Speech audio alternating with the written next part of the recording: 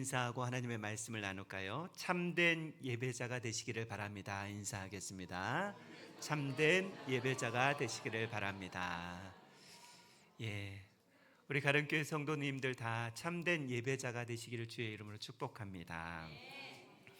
하나님의 은혜로 또 우리 성도님들의 중보로 캄보디아 단기 선교를 은혜 중에 잘 다녀왔습니다. 감사합니다.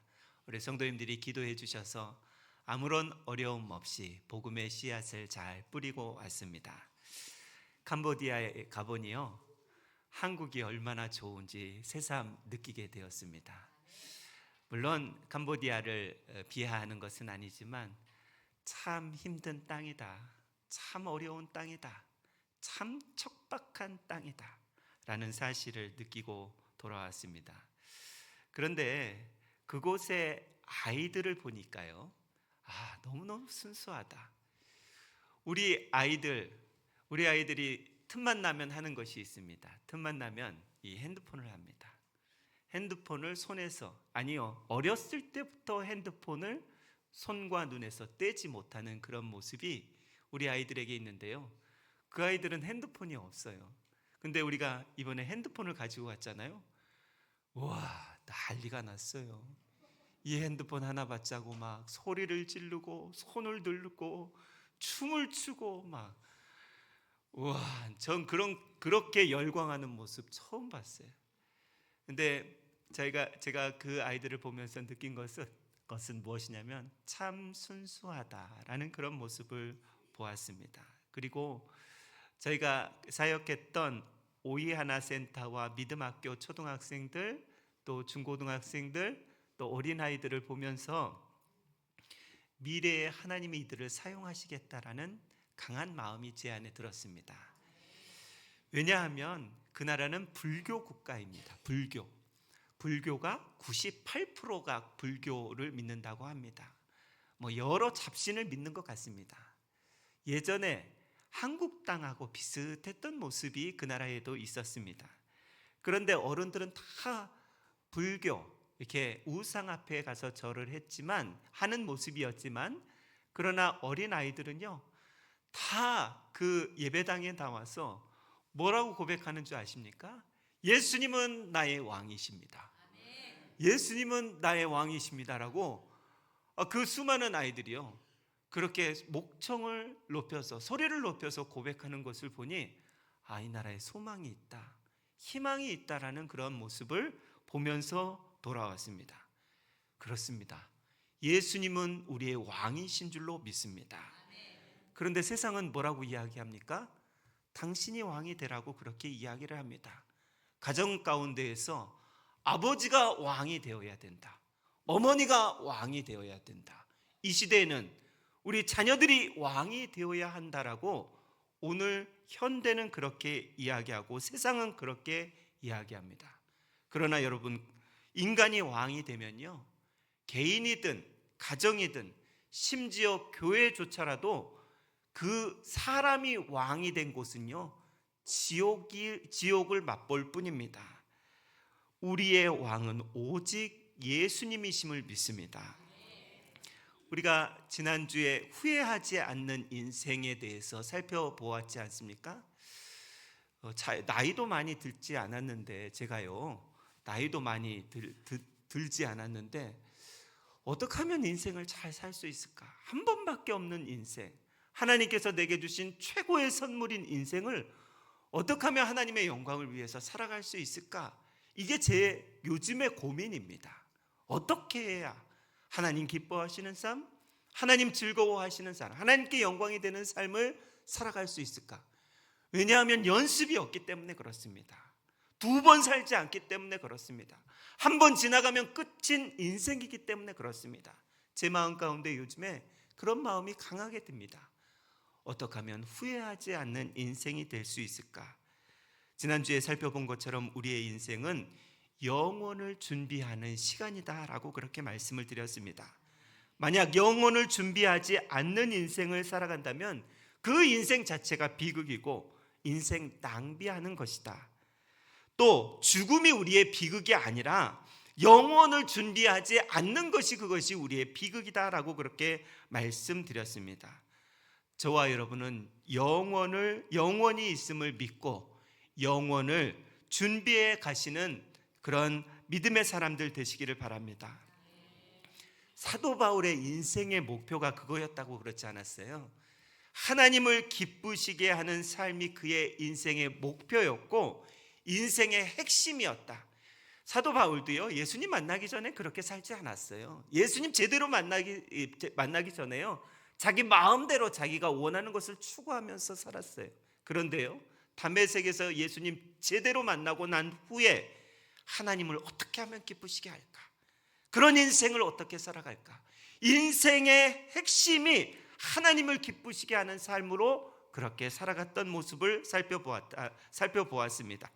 그러면 오늘은 하나님을 기쁘시게 하려면 도대체 어떻게 해야 될까? 그것은 먼저 내 인생 내 것이 아님을 우리는 늘 기억해야 됩니다.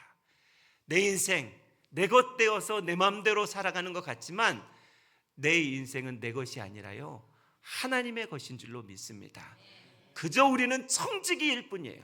한 번 맡겨주신 인생, 이 땅 가운데서 하나님을 기쁘시게 하면서 살아가라고 하나님께서 우리의 인생을 그렇게 부여해 주신 것입니다.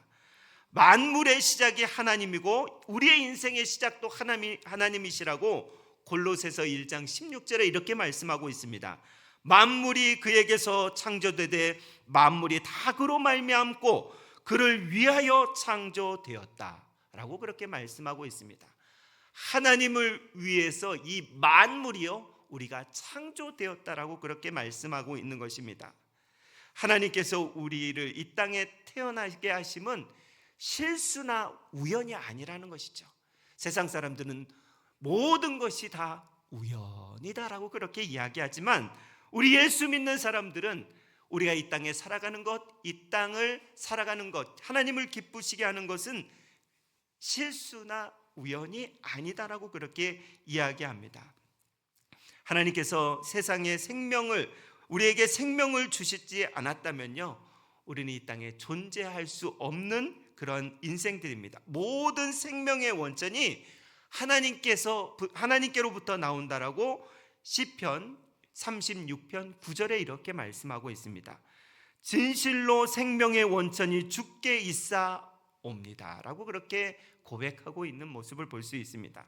사도행전 17장 28절은요, 우리가 그를 힘입어 살며 기동하며 존재하느니라. 우리는 내 마음대로 내 힘대로 살아가는 것이 아니라 하나님을 힘입어 살아가며 그분 때문에 기동하며 존재한다라고 그렇게 고백하고 있는 것입니다. 이렇게 볼 때 내 인생 내 것이 아니라는 것을 성경은 우리에게 계속해서 말씀하고 있습니다. 사람이요 자기에게 집착하면 할수록 자기라는 감옥에 빠지게 됩니다.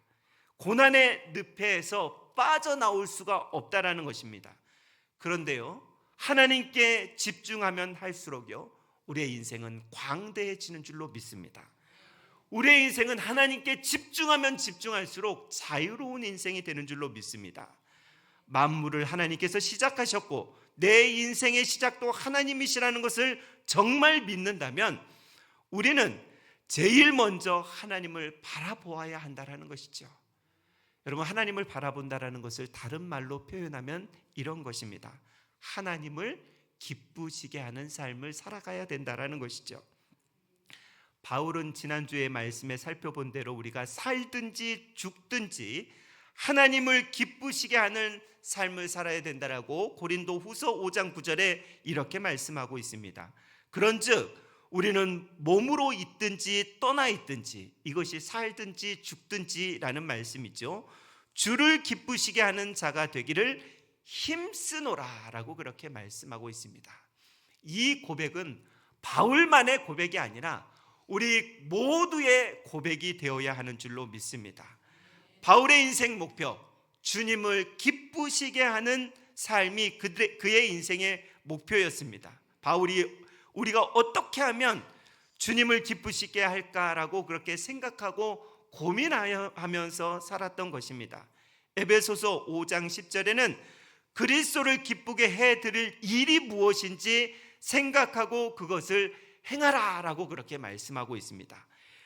예수님을 기쁘시게 해드리는 일이 무엇인지 머리로 생각하고 마음으로 깨달았다면 이제는 행하라라고 그렇게 말씀하고 있는 것이죠. 주님을 기쁘시게 하는 작은 행위 하나하나가 우리의 인생을 위대하게 만드는 줄로 믿습니다.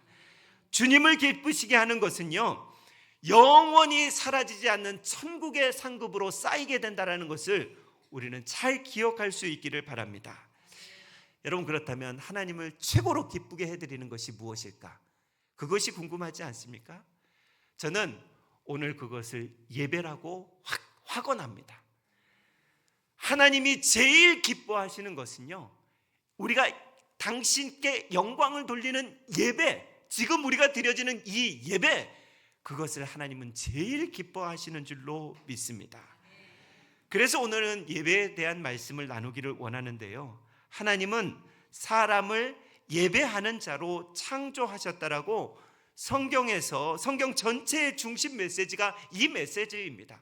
우리를 창조하시는 이유는요, 우리를 이 땅에 두신 이유는요, 하나님의 영광과 찬송을 예배를 통해서 받기를 원한다라는 강한 의지가 있는 것입니다.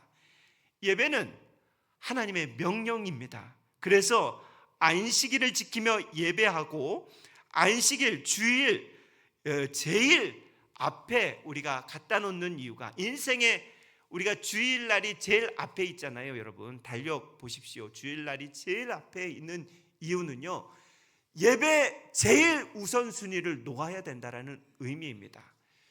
어떤 달력을 보니까요, 달력이 주일날이 맨 끝에 가 있는 달력도 있어요. 보셨습니까? 맨 끝에 주일날을 갖다 놓은 달력이 있어요. 세상적 달력입니다. 여러분, 세상 사람들은 주일을 맨 뒤에 갖다 놓습니다. 일주일 힘써 살았으니 오늘은 좀 쉬자, 이런 생각을 하는 사람들은 세상 사람들의 사고라는 것입니다. 그래서 세상 사람들의 안식의 개념은 맨 끝에 있습니다. 그런데 예수님을 믿는 사람들의 안식의 주일의 개념은 맨 앞에 있다라는 것이죠. 왜 그렇습니까?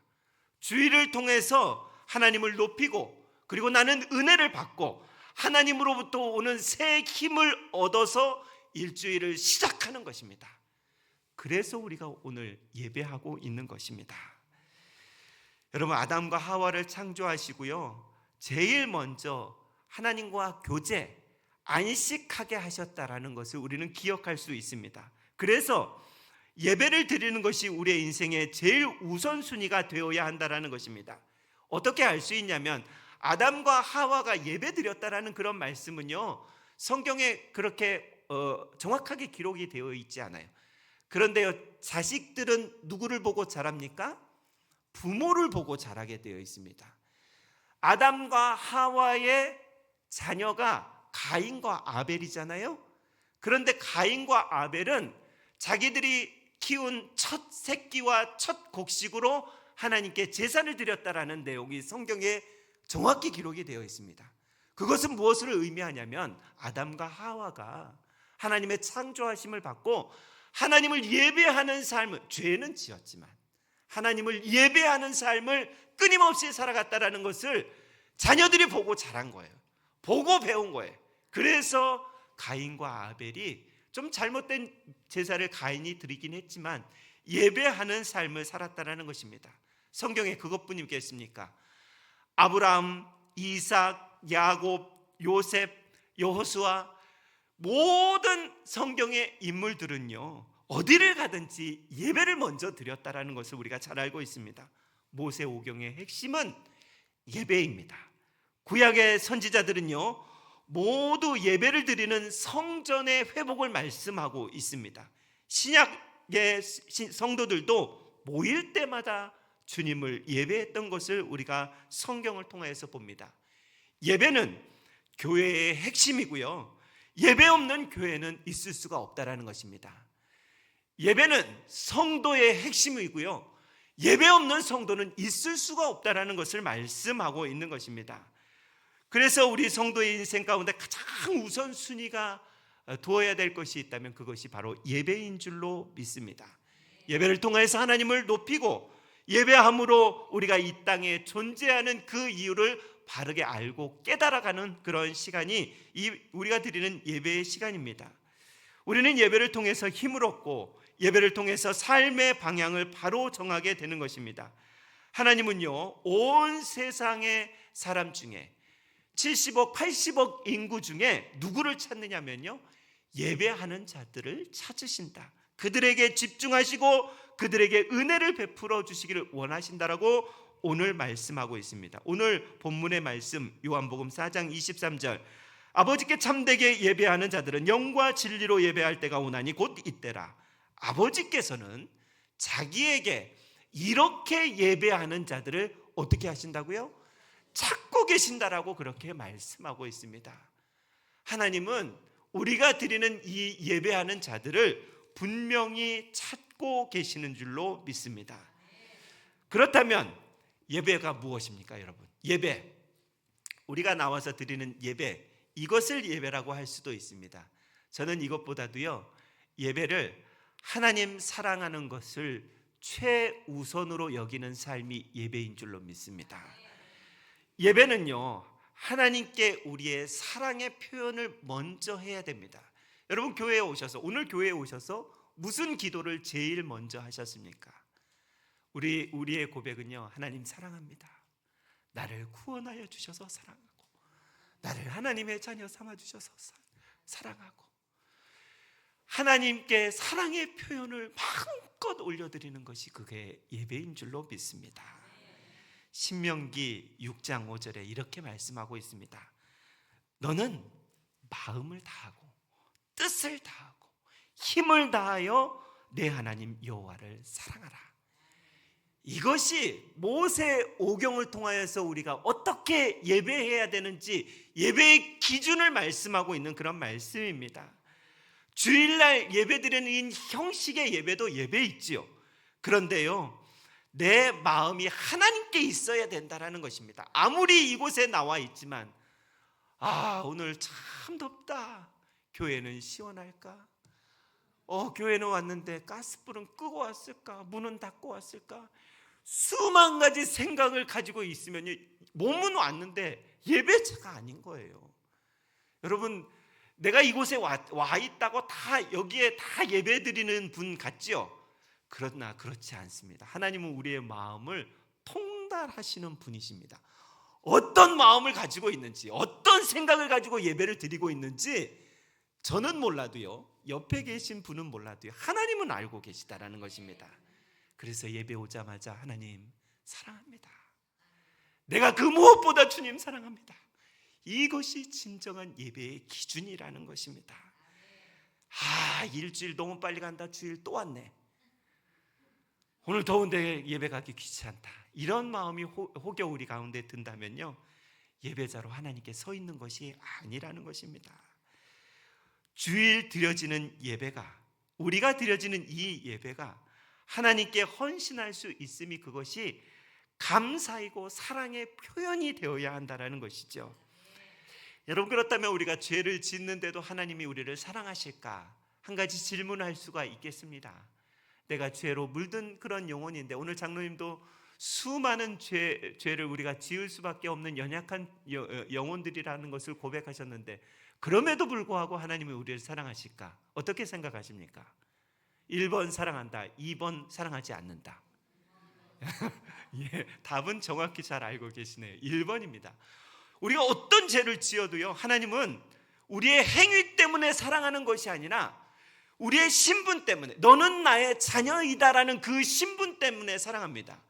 우리가 자녀들을 사랑할 때, 야, 너 잘했다, 뭐 좋은 대학 갔다, 네가 나에게 용돈 주니 내가 너 사랑한다, 그런 것이죠. 우리에게는 조금 있겠죠. 그러나 그 자녀들을 사랑하는 건 내 새끼이기 때문에 사랑하는 것입니다. 하나님도 동일합니다. 내 자녀이기 때문에 우리를 사랑하시는 줄로 믿습니다. 예수님 공생의 30년 동안의 삶은요, 아무런 기록이 별로 없습니다. 그냥 태어났다, 12살에 예루살렘 올라갔다, 그리고 나서 30세에 세례 요한에게 세례 받았다, 하면서 이제 공생애가 시작되는 것을 우리가 잘 알고 있습니다. 하나님을 위해서요 30세 전까지 한 것이 아무것도 없어요. 뭐 병을 고치지도 않았고요, 죽은 자를 살리지도 않았고 십자가 지지도 않았어요. 30세 전까지는 아무 일도 하지 않으셨어요. 그런데 예수님을 향하여서 하나님이 뭐라 말씀하시는지 아십니까? 마태복음 3장 17절에 하늘로부터 소리가 있어 말씀하시되 이는 내 사랑하는 아들이요 내 기뻐하는 자라. 이렇게 예수님을 향하여서 아무 일 하지 않으셨는데 세례받고 올라오시면서 이런 말씀을 들려주셨다라는 것입니다. 우리가요 아무 일 하지 않아도, 하나님을 위해서 아무 헌신과 충성하지 않아도 우리는 사랑받는 존재라는 것을 알으라는 그런 말씀을 하는 것입니다. 우리의 생각에는 뭔가 헌신하고 충성하고 봉사하고 헌금 드리고 뭐 이런 거에 하나님이 더 사랑할 것 같지 않습니까? 아니요, 하나님은 우리와 본질이 다르신 분이십니다. 자녀이기 때문에 무조건 사랑하시는 하나님이신 줄로 믿습니다. 주님은요 우리를 한 번 사랑하시면 끊임없이 변함없이 사랑하신다라고 요한복음 13장 1절에 예수께서 자기 사람을 사랑하시되 끝까지 사랑하시느니라 라고 그렇게 말씀하고 있습니다. 우리가 착해서 사랑하는 것이 아니에요. 우리가 헌신해서 우리가 충성해서 사랑하는 것이 아니라 자기 사람을 사랑하시되 끝까지 사랑하신다라고 그렇게 말씀하시면서 그 사랑 때문에 우리를 위해서 예수님 보내주신 것 아닙니까? 여러분, 하나님께서 우리를 이렇게 사랑하셨다면, 그렇다면 우리도 그 사랑을 받은 사람처럼 이 땅을 살아가야 된다는 것입니다. 우리도 그 무한한 사랑을 받았다면 그 사랑을 표현하는 것이 우리의 사명이라는 것입니다. 하나님께서 조건 없이 무조건적으로 우리를 사랑하셨기 때문에 그 사랑 표현하는 것이 우리의 예배라는 것입니다. 틈만 나면 하나님 사랑합니다 라고 그렇게 고백할 수 있기를 바랍니다. 여러분, 우리가 인간에게도 사랑의 대상에게 끊임없이 이야기하지 않습니까? 내가 당신을 사랑해. 끊임없이 물질 공세하지 않습니까? 하도 오래전에 해서 다 잊어버리셨죠. 지금 안 하셔서 하도 오래전에 물질 공세해서 잊어버리셨죠. 하셔야 돼요. 제가 캄보디아 갔다 오면서요 선물을 면세점에서 하나 샀어요. 선물을 딱 하나, 딱 한 사람을 위해서 샀어요. 그 사람이 이 자리에 와서 앉아 있어요. 제가 표현이 잘 안 돼요. 여보, 내가 당신 사랑해. 이런 표현이 잘 안 돼요. 이렇게 무뚝뚝한 사람도 아닌데 그게 우리 식구에게는 잘 안 돼요. 그런데 우리 성도님들에게는 막 얼굴이 그냥 막 한박 웃음이 피어져 있는 그런 모습이 제가 이상한 것 같아요. 그러나 어디 갔다 오면서 이제 변화되기로 작정했습니다. 우리 아내를 위해서는 꼭 하나 특별한 것을 사와야 되겠다. 그것이 사랑의 표현이다. 하나님이 그런 마음을 주셨어요. 음성 들려주는 것은 아니지만 그런 마음을 주셨어요. 여러분, 이런 마음이 인간에게 대한 이런 마음보다도요 하나님께 대한 이런 마음으로 우리가 살아가야 된다는 것입니다. 그래서 우리가 헌신해야 되고요, 그래서 충성해야 되고요, 그래서 하나님께 예배하는 예배자로 서야 된다는 것입니다. 우리가 하나님을 사랑하면요 후회하지 않는 인생을 산다고 저는 확신합니다.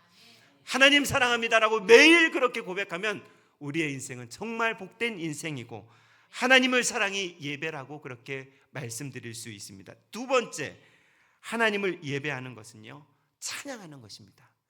여러분, 이사야 43장 21절에 이렇게 말씀하고 있습니다. 이 백성은 내가 나를 위해서 지었다라고 말씀하시면서요 나를 찬송하게 하려 함이다 라고 그렇게 말씀하고 있습니다. 성경 말씀은 아주 분명해요. 하나님이 사람을 창조하신 목적, 우리를 부르신 목적은요 하나님을 찬송하고 예배하기 위해서 우리를 창조하셨고 부르셨다라는 것입니다. 여러분, 계시록 4장 11절에는 이렇게 말씀하고 있습니다. 우리 주 하나님이여 영광과 존귀와 권능을 받으시는 것이 합당하십니다 라고 그렇게 고백하고 있습니다. 그리고 성경의 시편 96편 4절에는요 지극히 하나님을 찬양하라고 그렇게 말씀하고 있습니다. 여호와는 위대하시니 지극히 찬양할 것이다. 매일 매 시간마다 우리 하나님을 찬양할 수 있기를 바랍니다. 찬양을 잘했던 사람 누군가 봤더니요 많은 사람들이 있겠지만 저는 사도 바울이라고 생각을 합니다. 사도행전 16장에 보면 바울과 실라가 복음을 전하다가 감옥에 갇혔어요. 심한 매를 받고요 빌립보 감옥에 투옥됐는데, 빌립보 감옥을 제가 한번 가보니까요 얼마나 열악한지 사람이 살 곳이 못 돼요. 그런데도요 바울과 실라는 그 빌립보 감옥에 들어가서 찬송을 합니다. 사도행전 16장 25절, 밤중에 바울과 실라가 기도하고 하나님을 찬송하며 죄인들이 들었더라. 여러분, 그렇게 찬송했더니 어떤 일이 일어났습니까? 옥토가 흔들리고요 감옥 문이 열리고 쇠사슬이 풀어지는 그런 놀라운 은혜가 있었다라는 것입니다.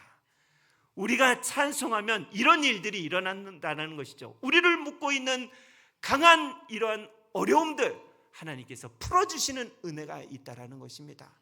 해결해 주시는 은혜는요 우리가 하나님을 마음껏 찬양할 때 이런 은혜가 있다라는 것입니다. 여러분, 찬송은 문제가 없어서 부르는 것이 아닙니다. 찬송은요 문제보다 크신 하나님을 믿기 때문에 우리가 부르는 것입니다. 다시 말씀드리겠습니다. 찬송은 문제가 없어서 부르는 것이 아니에요. 문제보다 크신 하나님께서 우리를 도우실 것을 믿기 때문에 우리가 찬송해야 되는 이유가 여기에 있다라는 것입니다. 혹여 여러분 낙심 중에 계신 분이 계십니까? 시편 42편 11절, 내 영혼아 어찌하여 낙심하며 어찌하여 내 속에서 불안해하는가? 너는 하나님께 소망을 두라. 나는 그가 나타나 도우심으로 말미암아 내 하나님을 여전히 찬송하리로다 라고 그렇게 말씀하고 있습니다.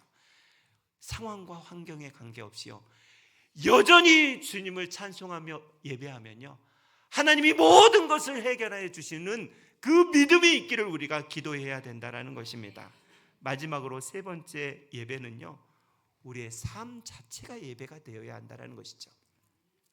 하나님은 우리의 예배는, 하나님께서 원하시는 예배는요 나를 드리는 것을 원하고 계시다라는 것입니다.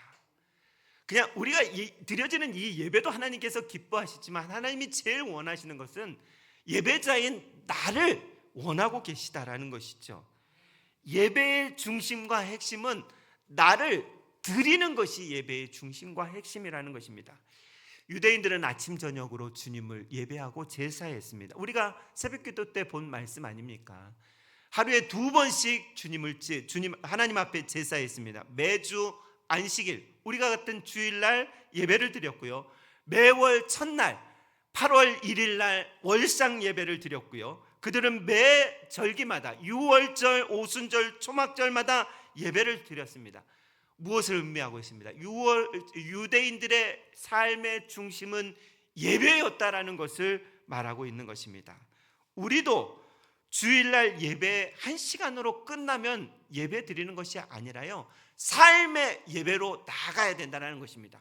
여기서 하나님의 말씀을 받았다면요 이제 우리의 삶의 현장으로 나아가서 일주일 168시간 모두가 예배가 되어야 된다는 것입니다. 사단은 분리를 해요. 야, 너 1시간 잘 예배 드렸으면 잘했어. 이제 세상에 교회 문을 밖으로 나아가 세상에 나가면 네 맘대로 살아.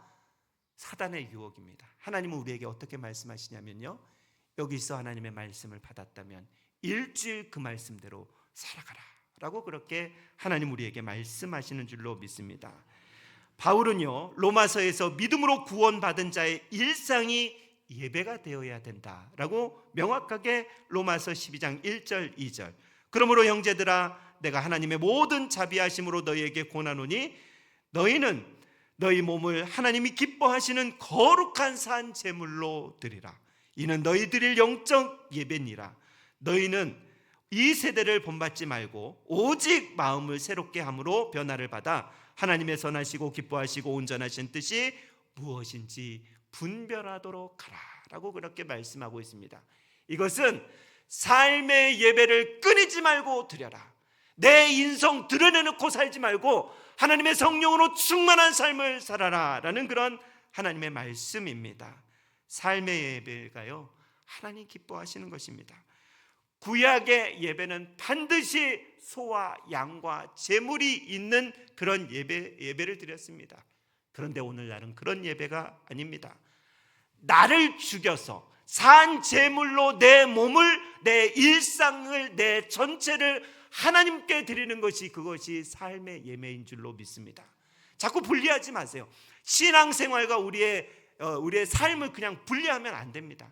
신앙생활은요, 우리를 시작하게 하신 하나님이 처음부터 끝까지 삶을 살아가라는 것입니다. 우리 보고 산 제물이 되라고 그렇게 말씀하시는 것입니다. 저와 여러분 어떤 예배를 드리고 계십니까? 주일날 한번 와서 예배 드렸으니 이제 끝이다 라고 그렇게 생각하십니까? 아닙니다.